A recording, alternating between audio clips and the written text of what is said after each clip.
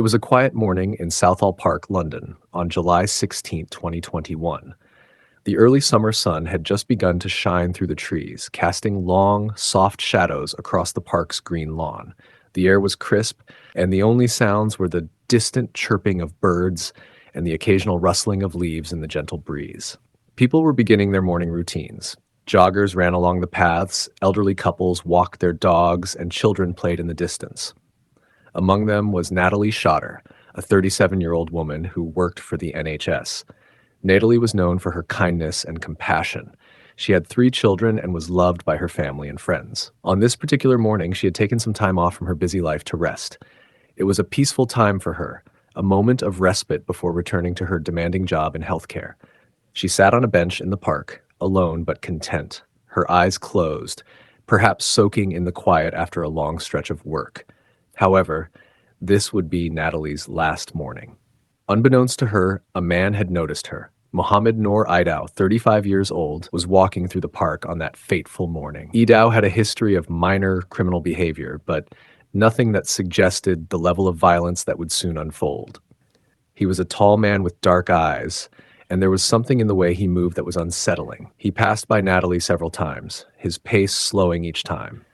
There was something about her that seemed to draw him in, a vulnerable woman resting alone in a quiet park.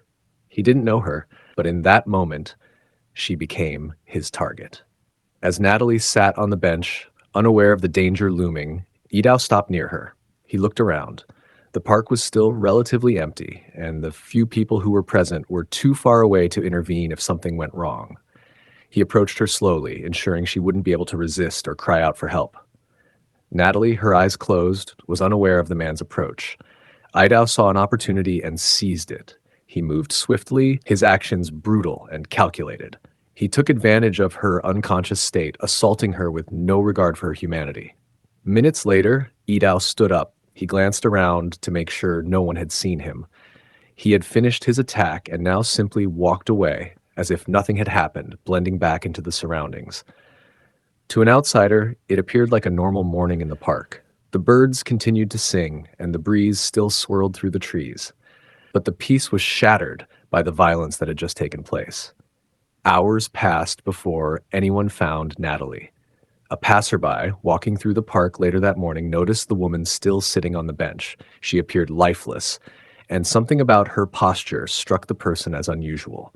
They approached her, and that's when they realized something was terribly wrong. Natalie was unresponsive. The authorities were called immediately. Emergency services arrived at the scene, but tragically, it was too late. Natalie had already passed away. The cause of death was later determined to be a heart attack, likely triggered by the severe trauma of the assault. The police investigation began almost immediately. Detective teams scoured the park, seeking evidence that could lead them to the person responsible for this horrifying crime. They found security camera footage that revealed crucial information. It showed Iidow walking by the bench several times, each time slowing down as he passed.